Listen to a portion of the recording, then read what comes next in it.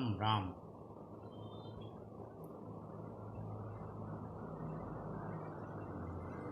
वह स्थिति जीवन में सबसे अधिक चुनौतीपूर्ण होती है जब आपके सहयोगी अपना विचार बदल लें, अपनी मनोदशा बदल लें।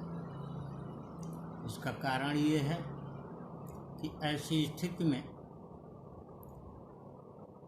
आपकी मनोदशा पर प्रभाव पड़ने की आशंका बढ़ जाती है। यह किसी संकल्प से, किसी व्रत से विचलित कर सकती है। शमो दमस्तपः शांतिरार्जो मेयो च ज्ञान विज्ञान मास्तिक्यम ब्रह्म कर्म स्वभावजम। श्रीमद् भगवत गीता के श्लोक का अभिप्राय यह है कि शांति, प्रियता, आत्मसंयम, पवित्रता, सत्यनिष्ठा और ज्ञान विज्ञान के साथ धार्मिकता, यह स्वभावगत रूप से ब्राह्मण का कर्म है और उसे इसी में निरत रहना चाहिए। इसमें निरत रहने का सबसे अधिक फायदा ये होता है कि वह धर्म में शांति लगातार बनाए रख सकता है और शांति ही किसी भी सृजन को आधार दे सकती है। अशांति की स्थिति किसी सृजन को आधार नहीं दे सकती।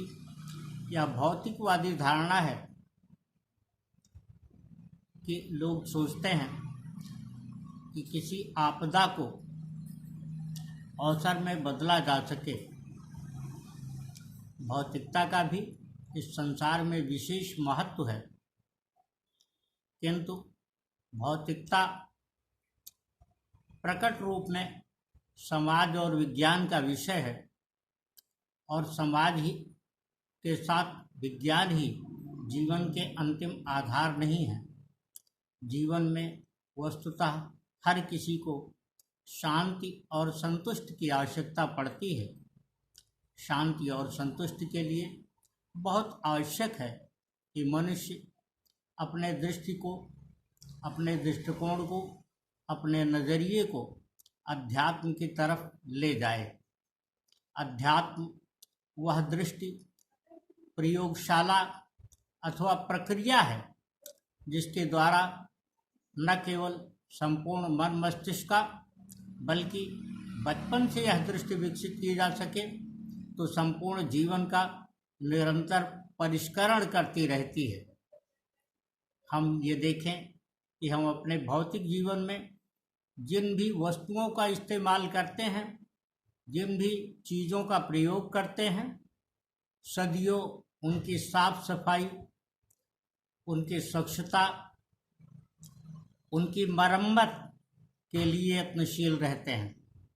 वह कोई उपकरण हो या कोई अन्य साधन, किंतु अपने मन मस्तिष्क और शरीर की मरम्मत का कोई यत्न अमूमन नहीं करना चाहते।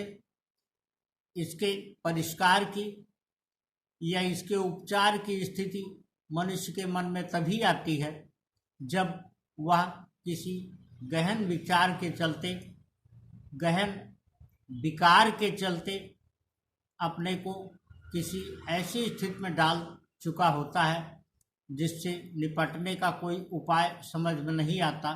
तब वह चिकित्सक या किसी अन्य विशेषज्ञ के पास जाता है। मनुष्य अगर प्रारंभ से ही अपने शरीर का परिष्कार, अपने शरीर के शुद्धिकरण और मन मस्तिष्क की पवित्रता का ध्यान रखे उसे निरंतर स्वच्छ बनाता रहे, अपने इस शरीर और ज्ञान विज्ञान के जरिए अपने सोच का, अपनी समझ का, अर्थात उसके केंद्र मन मस्तिष्क का परिष्कार और उपचार करता रहे, उसकी मरम्मत करता रहे मानसिक रूप से, तो निश्चित तौर पर जीवन बहुत सुगम और शांतिमय हो सकता है। अध्यात्म की दृष्टि की अनेक प्रकार से विवेचना हमारे विद्वान मनीषियों ने, पूर्वजों ने की हुई है और वर्तमान में भी वह प्रक्रिया जारी है। श्री रामचरितमानस में गोस्वामी तुलसीदास जी ने अध्यात्म की ही दृष्टि से प्रयाग की महिमा का वर्णन किया है।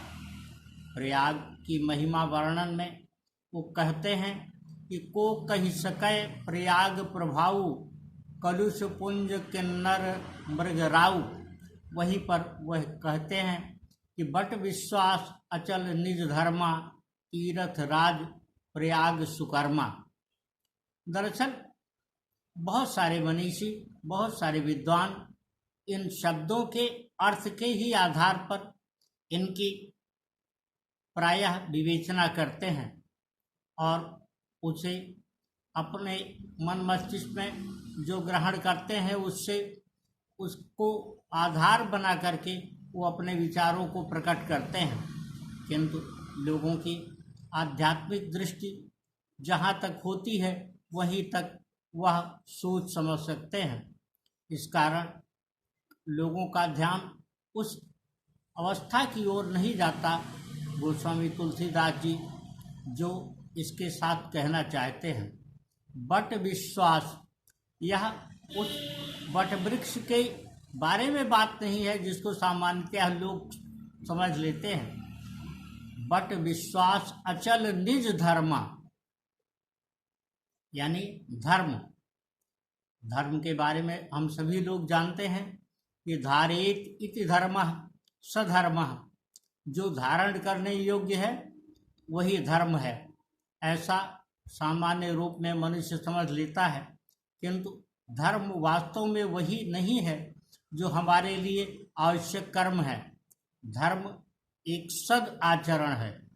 कर्म बहुधा ऐसे गलत कार्यों की तरफ, ऐसे कार्यों की तरफ भी हमें प्रेरित करते हैं जिनसे हमारा हित तो किसी प्रकार हो जाता है, स्वार्थ तो किसी प्रकार से पूरा हो जाता है, किंतु दूसरों को उससे कष्ट होता है।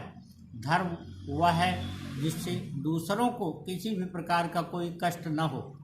इसीलिए हमारे अपने धार्मिक ग्रंथों में, ज्ञान विज्ञान की पुस्तकों में और शास्त्रों में इस बात की विवेचना की गई, आयुर्वेद और ज्योतिष को महत्व दिया गया। आयुर्वेद में जिन भी चीज़ों का इस्तेमाल हुआ वह प्रायः वनस्पतियाँ रही हैं।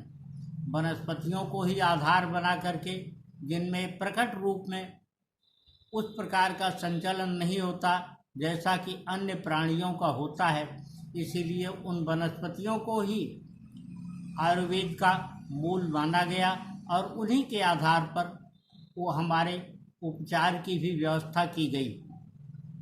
आज का जो चिकित्सा विज्ञान है इसमें अनेक जीव जंतुओं का, अनेक कीड़े मकोड़ों का, अनेक कीट पतंगों का इस्तेमाल किया जाता है। ये कीट पतंगे, जीव जंतु या अन्य प्राणी वास्तव में प्राणमय हैं और उनको कष्ट पहुंचा करके विकसित की गई कोई चिकित्सा पद्धति किसी को वास्तविक रूप से शांति नहीं दे सकती है। हो सकता है वह कुछ समय के लिए स्वस्थ हो जाए, लेकिन उसको जीवन में संतुष्टि नहीं आ सकती है। इसलिए हमें इस बात की कोशिश करनी चाहिए कि हमारी चिकित्सा, हमारे उपचार में भी जिन चीज़ों का प्रयोग किया जाए वह पवित्र हो। पवित्रता का बहुत महत्व है।